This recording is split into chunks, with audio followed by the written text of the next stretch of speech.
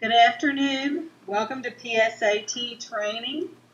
It is October the 7th, 2015, and our test, the PSAT test, will be given next Wednesday on October the 14th. The test itself contains 4 sections. It starts with an hour-long reading section, followed by a 5-minute break, then another hour of testing made up of writing and language, and a non-calculator math section.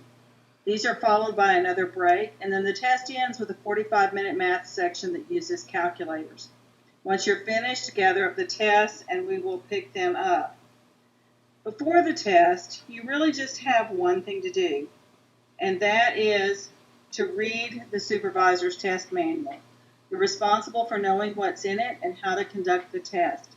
A few things I want to point out is that you need to post the school code on the board, and it's listed here. And be sure to read the section over test irregularities, which is pages 11 through 15, and the script that you're going to need to follow for administering the test, which starts on page 16.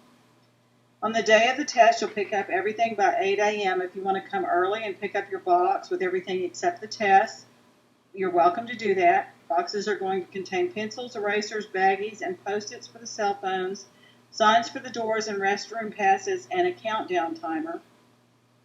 Before you take the test, you're going to need to count them and the answer documents and sign off that you have them. And the test will promptly start at 8:45 with an announcement. You will need calculators, and they should be in the rooms waiting for you. If not, they'll be in the test central or whatever, Mr. Wallace's room. You must make a seating chart for your students. Don't let them sit where they want to. A good idea is just to use the roster. Set them in order of the roster. It makes things easier. Answer questions that they might have if you have time. I put here a question on how the test is graded because that's something I'd want to know. Another thing, be sure before you start to have them turn off all their electronic devices and put them in a plastic bag with the student's name on it. This is a sample seating chart. There'll probably be a different one for the LGI because it's so big. But you'll just fill this out, again, using your roster before the test. You'll have one in your box. The students may have nothing on the desk except their test, their answer sheet, and pencils during the test and breaks. There should be no talking during breaks. You can allow them to go to the bathroom. However, there's not going to be enough time for everybody to go, and the break is timed.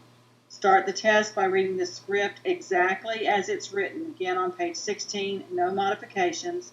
Record the time left in each section on the board at regular intervals using that countdown timer. And actively monitor the test, which means during the test and breaks, make sure they're working alone and working on the proper test section. They can't go back. Do not work on your computer, grade papers, anything like that. Just focus on the test administration. And I want your cells on silent, not off. In case you need to report some sort of test irregularity, you can text me at this number, 713-628-8425. This is just a sample visual of the timing chart you're going to have in your manual. Use it if you need it. It just tells you at a glance when to end a section based on when you started, depending on whether it's 45, 25, 35 minutes long. It's easy to use, and sometimes it's helpful. The answer document is going to be filled out mostly as far as the personal information the Friday before the test. However, the students do need to put their test ID and their form code on the answer sheet because they'll only see their test the day of the test. It's on the back of the test booklet. Also, they don't have to write the honors or certification statement in cursive anymore like they used to. They can write in the answer document. Be sure that you remind them to bubble as they go because they can't go back. Once they've passed a section, they cannot go back and bubble in those answers. So be sure they bubble as they go. On the bathroom, one student at a time goes to the bathroom. There'll be a sign-out sheet for them. Be sure that you pick up their test book and answer sheet, take them as they leave the room, and then hand them back to them when they come back in. Don't let the students go to the bathroom during the passing period because at that point there's going to be a lot of freshmen crowding into the bathroom. And so be sure that you limit the time that they go. Hopefully not too many will ask to go. Report any test irregularities immediately to me, Ms. Martin, or Ms. Beal. If you don't have our phone numbers, then we need to get them to you. I just gave you mine earlier.